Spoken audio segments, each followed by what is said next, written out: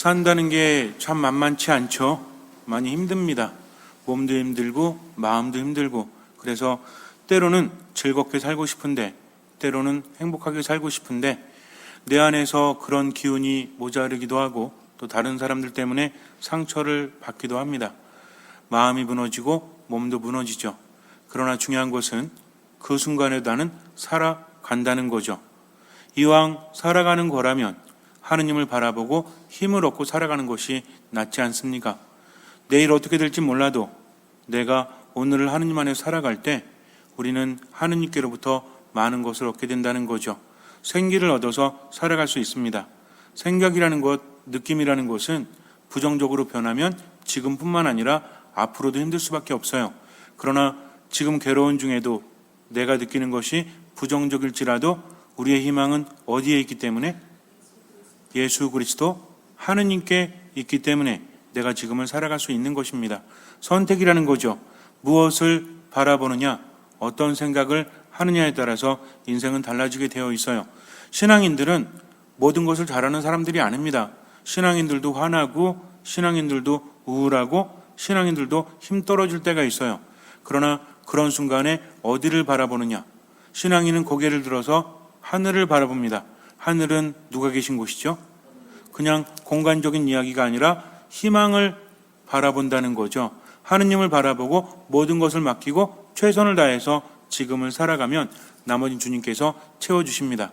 순간 느끼는 부정적인 감정 때문에 불평하거나 또는 부정적인 표현을 한다고 할지라도 아무것도 바뀌지 않는 거죠. 그래서 현명한 것은 내가 모든 것을 알기 때문이 아니라 지금 이렇게 해서는 아무것도 나아질 수 없다라는 것을 알기 때문에 하느님께 맡기고 지금을 최선 다해서 살아가고 나머지는 주님께 맡깁니다. 그런데 미사 안에, 말씀 안에, 기도 안에 온전히 머물다 보면 그러한 것들이 점점 커져요. 생기가 넘쳐흐르고 내 안에는 긍정적인 것들이 가득 찹니다. 그래서 사랑의 열매뿐만 아니라 기쁨과 행복의 열매도 맺을 수 있죠. 그러나 그렇지 않으면 어디 지배돼요? 감정에 지배되어서 지금을 망치고 앞으로 망친다는 겁니다. 그래서 다른 것은 다 잊어도 한 가지 마음만큼은 잊지 말라고 했죠. 어떤 마음? 듣는 마음. 그래서 지금 내 상태가 어떠하든지 간에 제가 듣습니다, 저에게 말씀하십시오 하면서 주님을 바라본다면 그때부터 이미 기적은 시작됩니다. 왜냐하면 주님께서 함께 하시기 때문이죠. 지금으로부터 한 500년 전에 러시아의 어떤 시골 동네에 어떤 수도원이 있었습니다. 여기에는 수사님들이 모여서 매일매일 하느님을 찬미하면서 그렇게 살고 있었죠. 그런데 이 마을에는 산적들이 가끔 쳐들어왔습니다. 쳐들어와서 모든 것을 빼앗아 갔어요. 마을 사람들은 다 빼앗기고 나서 또 모으기 시작을 하고 또 빼앗깁니다. 그러니 마음이 불안할 수밖에 없죠. 한번 왔다 가면 되는데 어느 정도 살만하면 또 쳐들어와서 모든 것을 앗아가니까 힘이 나겠습니까? 안 나겠습니까? 힘이 날 리가 없죠. 불안합니다. 공포에 떨고 있습니다. 뭐를 해도 의미가 없다는 거죠. 수도원도 마찬가지였습니다. 원장 신부님은 그런 수사님들을 보면서 어떻게 하면 힘을 낼 수 있을까? 하느님께 기도하라고 해도 그런 일이 반복될수록 모두 두려움에 떨었기 때문에 제대로 수도 생활을 할 수 없었습니다. 마을 사람들도 참 힘들었고요. 그래서 어느 날 수도원 원장님께서는 수사님들 중에 한 분을 부릅니다. 그리고 나서 이분에게 그림 하나를 그려달라고 부탁을 해요. 그 그림을 보고 수사님들이 힘을 내서 살아갈 수 있도록 하느님의 사랑과 하느님의 자비가 담겨 있고 보는 이로 하여금 힘을 내게 해주는 그림을 그려주십시오라고 부탁을 합니다. 이 수사님은 원장 신부님을 매우 존경했기 때문에 기도하면서 그 그림을 그리게 돼요. 그 그림이 바로 삼위일체라는 그림이라고 합니다. 실제로 이 이야기는 실제로 있었던 이야기인지 몰라요. 실존 인물이기도 하고 그 그림을 그린 분이기도 하고, 근데 여기서 중요한 것은 그때 당시에 러시아가 굉장히 힘들었다는 겁니다. 몽골의 지배를 받으면서, 침입을 받으면서 굉장히 피폐해져 갔어요. 그리고 내부적으로도 상당히 불안했습니다. 그러니까 제가 말씀드린 이야기가 사실 그대로가 아니라고 할지라도 그 시대를 담고 있다는 거죠. 그런데 놀랍게도 그 시대 사람들은 바로 이 수사님의 삼위일체라는 그림을 보면서 하느님에 대한 믿음을 더해갖고 또 힘을 내서 살아갔다고 합니다. 그래서 나중에 이 그림을 그린 그 수사님은 이제 성인품에 오르게 됩니다. 그래서 굉장히 유명한 그림이죠. 이 이콘이 바로 삼위일체죠. 그래서 안드레아 르블요프라는 그런 동방의 성인이죠. 이 그림을 그렸습니다. 근데 잘 보이세요? 안 보이세요? 잘 안 보이시죠? 신앙의 눈으로 보이십니까? 잘 안 보이시는 분도 있을 거예요. 그래서 화면으로 보여드리도록 하겠습니다. 잘 보이세요? 점점 선명해지고 있죠. 잘 보이십니까? 안 보이세요? 잘 보이세요? 앞에 그림이 보이시면 이 앞에 이콘을 보시면 되고, 안 보이시면 저 뒤에 있는 그림을 보시면 돼요. 색감은 좀 다릅니다. 저게 원판에 가까운 거죠. 이것은 이번에 이콘으로 우리가 새로 그린 거기 때문에 조금은 뚜렷합니다. 이 그림이 500년 정도 됐다고 보시면 돼요. 이 그림을 보면서 많은 사람들이 하느님의 사랑과 자비를 느끼고 또 공경과 어려움 속에서도 두려워하지 않고 힘을 키워갔다는 겁니다. 생기 넘치면서 살아갔다는 얘기죠. 성화나 이콘은 우리에게 많은 의미를 던져주죠. 성화 자체가 거룩한 것이 아니라 성화가 담고 있는 것이 매우 거룩하기 때문입니다. 하느님을 담고 하느님을 따르는 이들을 담았기 때문에, 그래서 성화를 자주 본다는 것은 우리에게 커다란 도움이 돼요. 그냥 어떤 미술사적인 어떤 예술적인 지식을 키워가는 것이 아니라 그림을 보면서 하느님을 느낀다는 거죠. 그래서 성화를 볼 때는, 이콘을 볼 때는 우리가 어떤 원칙을 좀 따르자고 했죠. 지식적인 것이 아니라. 그래서 이 성화를 그린 사람이 무엇을 그리고 있는가, 또 이 성화를 통해서 무엇을 말하고자 하는가. 가장 중요한 건 세 번째죠. 무엇이라 했습니까? 나는 이 성화를 통해서 무엇을 바라보는가. 이콘이라는 것은 마음대로 그릴 수 없습니다. 그래서 이콘을 그리는 작업을 여자들이 화장하는 거에 비유하곤 해요. 화장한다는 것도 의미가 있죠. 슬픈 날에는 슬픈 화장을, 기쁜 날에는 기쁜 화장을. 안 하십니까? 대충 하세요? 중학생들 보면 어떻게 화장해요? 입술만 새빨갛게. 그래서 저는 펭귄처럼 이렇게 가끔 보면 그게 이쁘다고 생각을 하는지 물어보고 싶은데, 사실 저도 제가 어른임을 느끼는 게 뭐냐면 애들을 보면서 이쁘게 하는 걸 뭐라고 하지 않는데 그게 정말 이쁘니? 라고 물어보고 싶어요. 그래서 화장이라는 것은 세련될수록 이뻐 보이지 않습니까? 그림도 마찬가지예요. 원색적인 그림이 있는가 하면 그러면 차라리 패왕별이처럼 이렇게 그 중국의 경극 있잖아요. 경극. 얼마나 이쁩니까? 근데 여러분들은 화장을 여자들이 먼저 한 게 아닙니다. 원래는 누가 먼저 했죠? 남자들이 먼저 했습니다. 그래서 옛날에 이제 전투할 때 강하게 보이기 위해서 자기의 약함을 감추기 위해서 화장을 했었는데, 이런 것들이 발전해서 이제 여성들이 미모를 뽐내기 위해서 화장을 한다는 거죠. 화장도 굉장히 중요하죠. 그래서 립스틱의 색깔에 따라서 또는 뭐의 색깔에 따라서 달라지지 않습니까? 저 안 해봐서 모르니까 여러분들이 대답을 해주셔야죠. 분명히 의미가 있죠? 그건 마찬가지입니다. 그래서 성화나 이콘도, 그런데 특히 이콘은 마음대로 그릴 수가 없어요. 우리가 이 이콘을 설명 듣기 전에 먼저 가장 중요한 것은 여러분들이 무엇을 보느냐는 거죠. 기본적인 것은 던져드립니다. 원래 삼위일체 하느님은 그림으로 표현하기가 상당히 힘들죠. 왜? 성부 하느님 때문입니다. 성자께서는 인간이 되셨고 성령은 비둘기 모양으로 불효 모양으로 사도를 위해 내리셨기 때문에 우리가 그냥 어느 정도는 형상할 수 있다는 거죠. 근데 성부는 형상하기가 어려워요? 쉬워요? 어렵습니다. 그래서 특히 우리가 잘 알고 있는 성부의 모습은 뭐죠? 아담과 하느님께서 손가락을 마주대고 있는 그림 많이 인용되죠? 미켈란젤로가 그린 천지창조에서 이렇게 손 대고 있는 그림 있잖아요. 이 그림 굉장히 유명하죠. 그래서 대부분 성부는 할아버지의 모습으로 많이 나타나는데, 이 그림의 특징은 물론 우리가 할아버지 그러면 지혜를 담고 있고 좀 이렇게 높으신 분 이렇게 여기기도 하지만 근엄하잖아요. 가까이 하기엔 너무만 당신일 수도 있죠. 그런데 이 그림이 유명한 이유는 이 그림은 창세기를 바탕으로 하고 있기 때문입니다. 아브라함을 찾아왔던 세 천사 있죠. 그래서 우리가 성경을 읽으면 천사가 말하다가 갑자기 하느님이 말씀하시죠. 이것이 좀 섞여 있습니다. 그러니까 천사들은 바로 하느님을 나타낸다는 거죠. 아브라함을 찾아왔던 세 천사가 바로 삼위일체 하느님을 의미하기 때문에 이렇게 그린 건데요. 여기서 우리가 설명을 듣기 전에 먼저 느낌으로 아시면 돼요. 느낌으로 여러분들이 좀 느껴보셨으면 좋겠어요. 왜냐하면 설명을 듣는다는 것은 좋은 측면도 있지만 안 좋은 측면도 있어요. 들으면서 뭐가 생기죠? 지식이 생기면 그 틀 안에 갇혀서 바라볼 수밖에 없다는 거죠. 또 제가 드리는 설명도 안드레아 르블로프가 사람들에게 한 설명이 아니라 후대 사람들이 이콘의 법칙에 따라서 또 여러 가지 생각에 따라서 이제 평론가들이나 신학자들이 또는 어떤 사람들이 정의해 놓은 겁니다. 그래서 공통점도 있지만 좀 다른 점도 있어요. 근데 무엇보다 중요한 건 뭐냐면 이 그림을 보는 사람들이 무엇을 느끼느냐, 바로 이거죠. 여러분들 무엇을 느끼십니까? 그냥 선입견 내려놓고요, 보이는 대로 한번 봐보세요. 삼위일체 하느님이시다.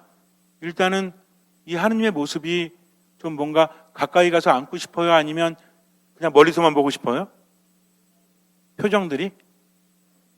이콘이라는 것은 우리가 우리 성당에 걸려있는 성화들처럼 표정을 다양하게 할 수는 없죠. 그런 느낌을 담고 있습니다. 여러분들 보실 때는 지금 보면은 삼위일체 하느님이 앉아 계시고 여기 한 자리가 비어 있는 것처럼 보이죠. 그러니까 우리가 여기에 초대를 받고 있다라고 한다면 여러분들은 이 자리에 앉고 싶어요? 안 앉고 싶어요? 가서 앉고 싶죠. 왜? 이분들의 표정을 보세요. 지금 나중에 이제 가까이 와서 보시면 제대로 표현이 되는지 모르겠지만 하느님의 근원보다는 지금 서로가 하느님의 얼굴이 어때요? 뭔가 잘생겼죠? 일단 잘생겼어. 그리고 뭔가 보기가 좋아. 그리고 전체적인 느낌이 어때요? 얼굴의 모습뿐만 아니라 전체적으로 어떤 색깔입니까? 색깔이 노란색이죠? 노란색은 따뜻한 색입니까? 차가운 색입니까? 따뜻한 색이죠. 그러니까 왠지 저기에 어울리고 싶다는 겁니다. 그게 사실 가장 중요한 거예요. 삼위일체 하느님에 대해서 우리가 어떻게 할 수 있는가? 삼위일체 하느님에 대한 신비는 우리에게 알려진 만큼만 알 수 있는 것이고요. 깊이 알 필요도 없습니다. 이해할 수도 없지만, 그러나 중요한 것은 삼위일체 하느님은 사랑의 삼위일체로서 우리에 대한 사랑으로서 늘 돌봐주신다. 우리를 만드시고 우리를 구원하시고 우리를 이끌어 주신다는 거죠. 즉 늘 하느님은 어디 계신다? 우리와 함께 계신다는 겁니다. 이 느낌이 가장 중요하다는 거죠. 기본적으로 이 세 분은 인간 세상에 내려오셨습니다. 하느님이 자신을 비우셨다는 거죠. 세 천사의 모습으로 인간들 앞에 나타나신 하느님, 삼위일체 하느님은 멀리 계신 분이 아니라 인간들과 함께 하시는 분, 자신을 낮추셔서 우리를 사랑하신 분이라는 거죠. 그리고 우리를 찾아오셨다는 겁니다. 그러니까 우리는 어떻게 해야 돼요? 우리를 찾아오셨으니까 우리는 어떻게 하면 되죠? 그분을 맞이하면 된다는 거죠. 그래서 신앙이란 무엇이다? 우리에게 찾아오시는 하느님을 맞이하기 위해서 뭐 하는 거다? 귀를 기울이는 거다. 늘 내 곁에 계시지만 귀를 기울이지 않으면 그분을 발견할 수 없기 때문입니다.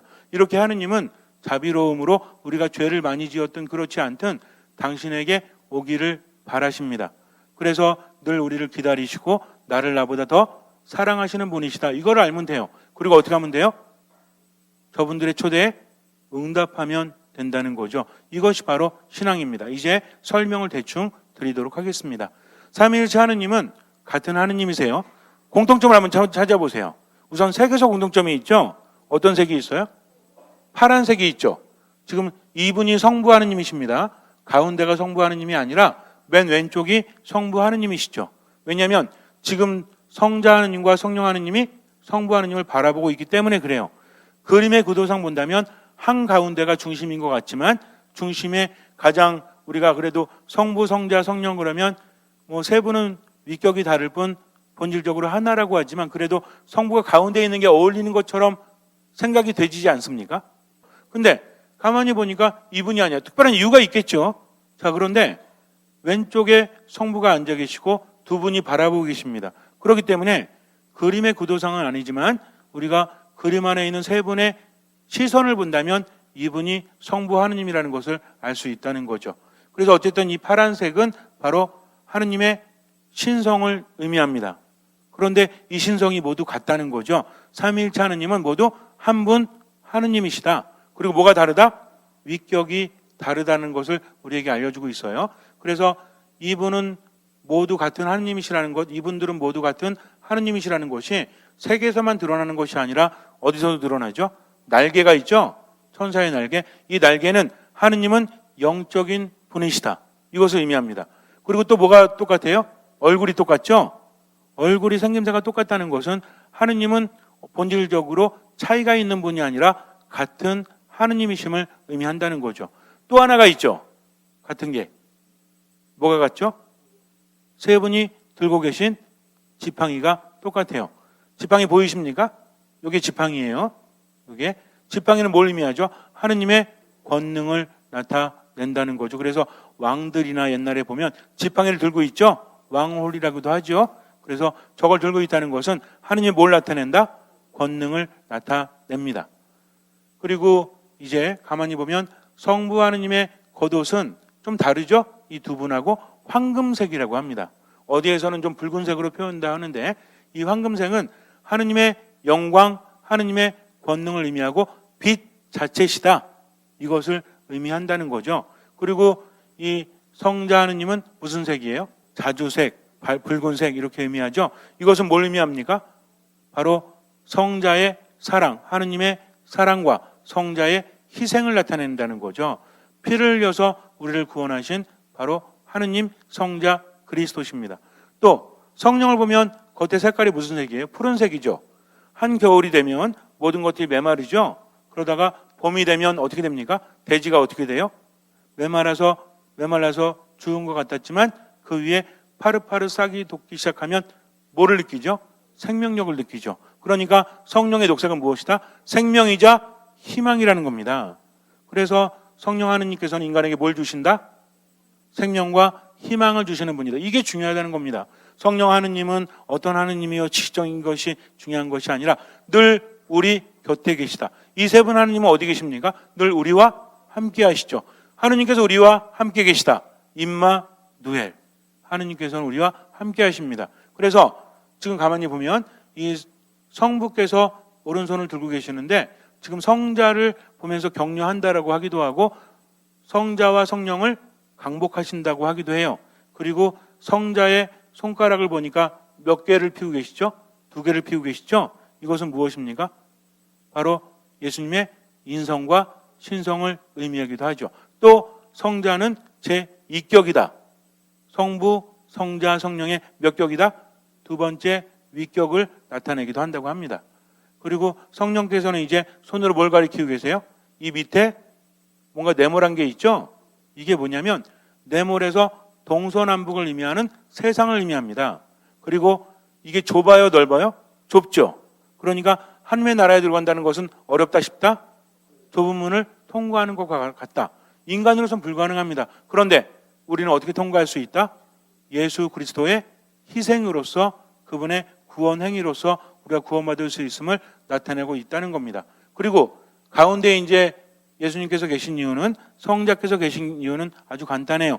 인간을 구원하기 위해서 성자께서 중요한 역할을 하셔야 되기 때문입니다. 하느님께서 인간을 사랑하셨는데 그 사랑의 극치가 뭐라고 했죠?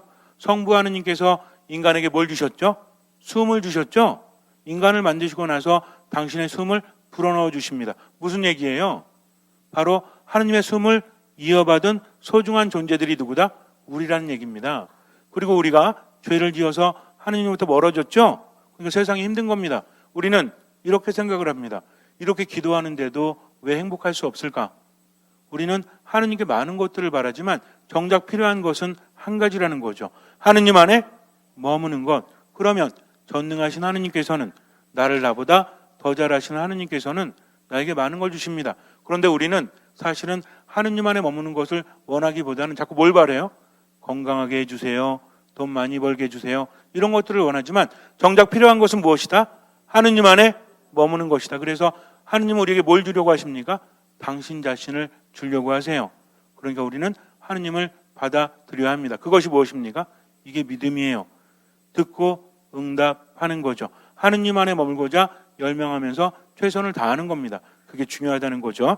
어쨌든 지금 예수님을 보면 지금 손가락 2개를 가리키면서 밑에 이게 뭐 성작 같기도 하고 어떤 접시 같기도 한데 여기에 뭐가 있죠? 이게 뭐냐면 황소 머리예요. 그래서 예전에는 제사를 봉헌할 때 황소의 머리를 제물로 썼습니다. 그러니까 지금 예수님께서는 이렇게 제물로 황소의 머리가 하느님께 바쳐지는 제물로 이렇게 있듯이 예수님도 어떻게 해야 된다?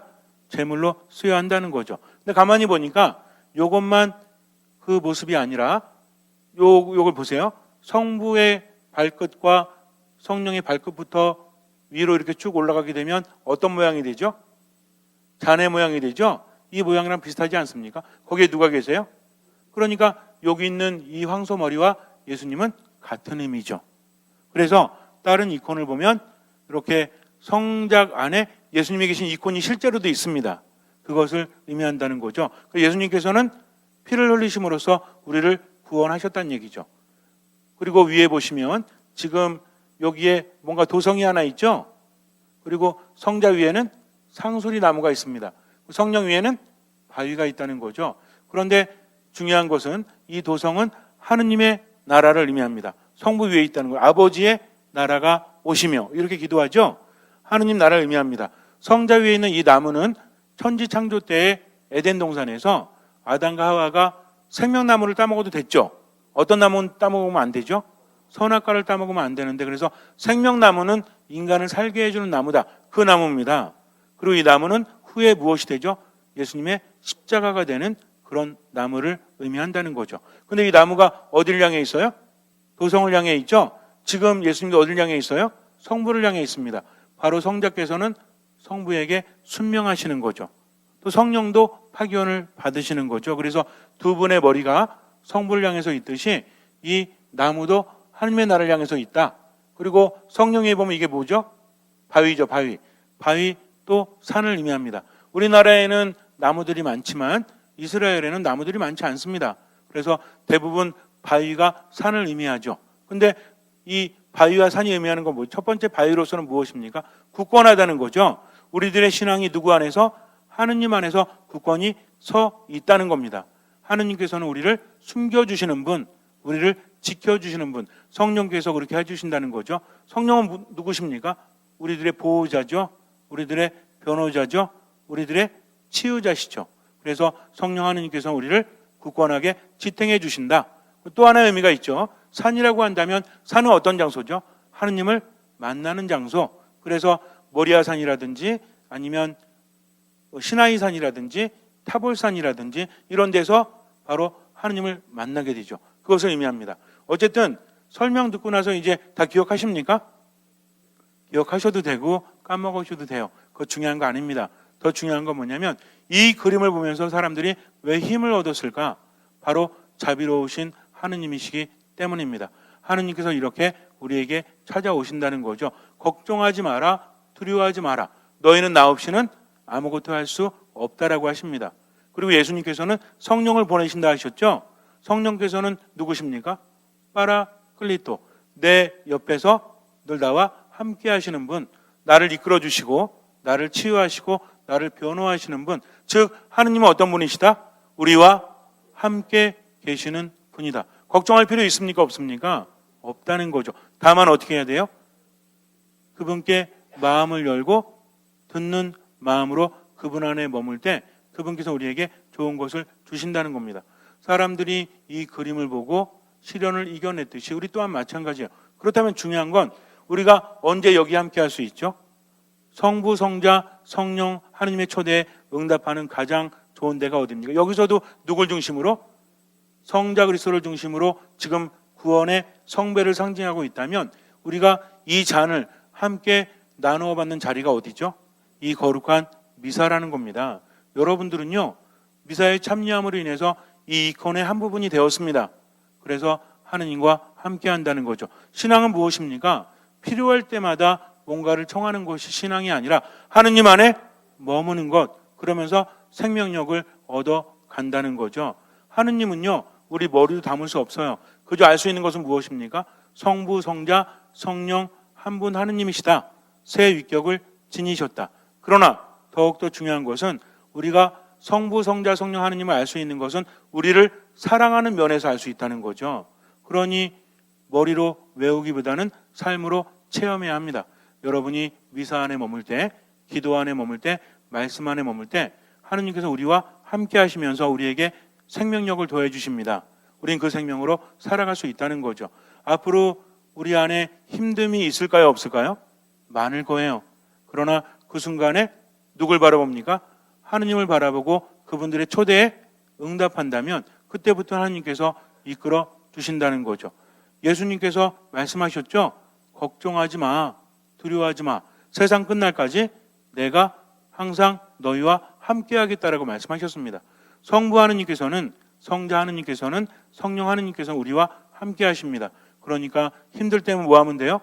불평하거나 우울해하거나 힘들어하지 말고 주님께 기도하십시오. 말씀을 묵상하십시오. 무엇보다 어디에? 이 거룩한 미사에 참여하십시오. 느낌이 없다고 할지라도, 뭔가 좀 체험이 없거나 감이 안 온다고 할지라도 미사에 참여하세요. 그러면 시간이 지나면서 깨닫게 됩니다. 내가 은총 속에 있었다는 것을.